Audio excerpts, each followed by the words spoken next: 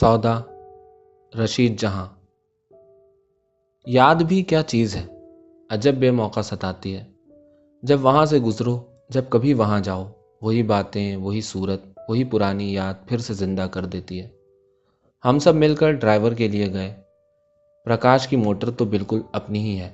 हजार प्रकाश को बनाओ छेड़ो, वो अपनी हद से नहीं गुजरते। शायद उन्होंने कभी किसी से मोहब्बत की है। लगता तो है कि शायद सुलग सकें, लेकिन मुझे क्या, न वो मेरे लिए सुलगें और ना ही मैं उनको फूंकना चाहूँ। लेकिन फिर भी उन पर बाज़ वक्त इतना गुस्सा आता है और दिल यही चाहता है कि उनको तंग करूं, उनके अंदर घुस जाऊं और देखूं कि वहां अलावा सर्दी जाड़ा बर्फ के और भी कुछ है। खैर, हम 5 दोस्त रात को 10 बजे सैर को निकले। हम सब जवान थे, खुश थे। 4 औरतें थीं और मर्द सिर्फ प्रकाश थे। कार चल रही थी।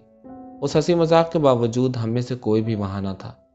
उस अंधेरी तारों भरी खूबसूरत और मतवाली रात में सब ने अपने को दूर दूर भेज दिया था। शायद मेरा ख्याल गलत हो, लेकिन कम से कम मैं तो वहां न थी।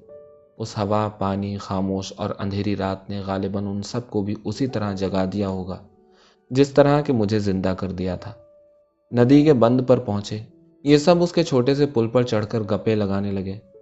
मैं कार ही में लेटी रही। एक तो तबीयत भी कुछ ठीक नहीं थी, दूसरे ये जगह, ये पानी का शोर। ये पल मेरे लिए और ही मानी रखते थे। एक ऐसी ही अंधेरी रात तारों से जगमगाती हुई, यही पानी का शोर और यही जगह थी, लेकिन हम दो थे, वो और मैं। हम दोनों इश्क के उस खुशनुमा और पुरखतर रास्ते पर थे जहां जरा जरा सी रुकावट भी एक पहाड़, एक समुंदर मालूम होती है, जिसका पार करना एक पुरलुत्फ मुसीबत होता है। आह, वो ज़माना कितना कुदरत के नज़दीक, कितना लतीफ़ और प्यारा होता है, जहाँ नज़र मिलते ही इंसान बेकाबू हो जाता है, जहाँ जिस्म की कुर्बत एक बिजली, एक सनसनी, एक वहशत, एक गर्मी पैदा कर देती है। जब इंसान बेखुद होता है और दुनिया में सिवाय उसके और अपने कोई नहीं होता। मछेरे मछलियाँ पकड़ने के लिए जाल लगा रहे थे। मैं भाग कर नीचे उनके पास गई और उनके काम में हारिज होने लगी। एक जवान और खूबसूरत औरत, चाहे वो कितनी ही बड़ी मोटर में बैठ कर आए और ख्वाह वो कोई हो, ऐसी खूबसूरत रात में मछेरे भी उसे देखकर मुतासिर हुए बगैर नहीं रह सकते। उन्होंने अपने काम को भूलकर मुझे अपने जाल से खेलने दिया। ये भी नीचे उतरे। तुम नीचे क्यों चली आई? शिकायतन बोले। क्यों, ऊपर क्या रखा था? मैंने छेड़ा। जोश से मुझे वहीं सबके सामने गोद में उठा लिया और प्यार करने लगे। ऊपर मैं रखा था, और क्या रखा था? चलो अब ऊपर चले। यहाँ क्या वक्त बर्बाद कर रही हो? खुदा के लिए छोड़ दीजिए, आप मौका बेमौका हर जगह बदतमीजी शुरू कर देते हैं, मैंने बिगड़ कर कहा और उनकी गोद में से निकलने की कोशिश करने लगी। वो आंखें, वो चेहरा झुका हुआ मेरे नज़दीक और नज़दीक आया। गर्म और तेज सांस से मेरा चेहरा जल उठा। मैंने मुंह ऊंचा किया। आंखें उनकी आंखों में जम गईं। मेरा लड़ता हुआ जिस्म उनकी गिरफ्त में ढीला पड़ गया। तो क्या तुम्हें शर्म आती है कि कोई तुम्हें मेरे साथ ना देख ले? मुझे तो दुनिया में किसी की भी परवाह नहीं, चाहे कोई देखे। जहां के इस सिरे से उस सिरे तक मैं तुम्हें इस तरह ले जा सकता हूँ। आहिस्ता से मुझे नीचे उतार दिया। मैं कितनी शर्मिंदा थी। मुझे खुद क्या परवाह थी। मछेरे तो मछेरे, अगर सारी दुनिया भी जमा हो जाती तो मैं अपनी मोहब्बत पर नाज करती, ना कि शर्माती। वही रात, वही चेहरा झुका हुआ, शौक से और इश्क से चमकता हुआ मेरी नज़रों के सामने था, लेकिन इस दफ़ा औरत मैं न थी। इश्क में भी हरकत है, जिंदगी है। वो कोई मुर्दा तो नहीं कि एक जगह दफन हो जाए। जब अपने रक्स के दौरान में जगह बदलता है तो पहले से ज़्यादा तेज़, ज़्यादा खूबसूरत और ज़्यादा गहरा हो जाता है। मोहब्बत बदलती रहती है, यही जवानी है। हाँ, अपनी याद छोड़ जाती है, जो गाहे गाहे एक बेचैनी, एक दर्द, एक कैफियत पैदा कर देती है। लेकिन बगैर इसके ज़िंदगी क्या?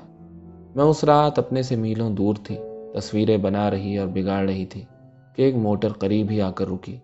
पहले तो मुझे डर लगा कि मैं अकेली हूँ और ना मालूम ये कौन लोग हैं, लेकिन एक औरत का सर देखकर इत्मीनान हो गया और मैं अच्छी तरह छुप कर लेट गई। हमारी मोटर ऐसी जगह खड़ी थी कि मैं तो उन लोगों को देख सकती थी, लेकिन वो मुझे नहीं देख सकते थे। एक साहब जिनकी शक्ल से मैं वाकिफ थी और जिनकी जवान बीवी और छोटे बच्चों को मैं जानती थी, वहां 2 मोटरों के दरमियान रोशनी में घबराए हुए खड़े थे।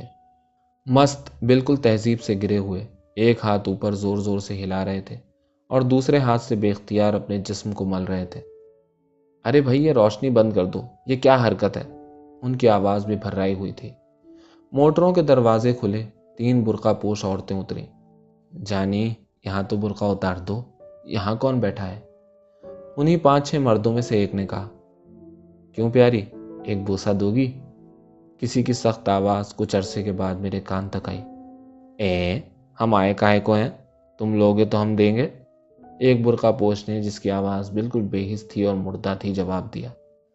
3 عورتیں تھیں، 5-6 مرد، کسی کو تو ٹھہرنا تھا ہی۔ وہ مرد ان میں سے شاید زیادہ امیر یا زیادہ رتبے والے تھے کہ 2 عورتیں بغیر حیل و حجت کے ان کے سپرد کر دی گئیں اور وہ دونوں جوڑے جھاڑیوں میں غائب ہو گئے۔ اب ایک عورت اور 3 مرد رہ گئے۔ اس کے قریب کھڑے ہو کر بحث شروع ہوئی۔ آگے پیچھے کا مول ہونے لگا۔ یار ہم پہلے جائیں گے، ہم نے پہلے ہی کہہ دیا تھا۔ ماشاء اللہ، کیا کہنے، آپ کیوں پہلے جائیں گے؟ یہ خوب رہی کہ آپ تو وہاں مزے کریں اور ہمارا جوش یہیں کھڑے کھڑے ختم ہو جائے۔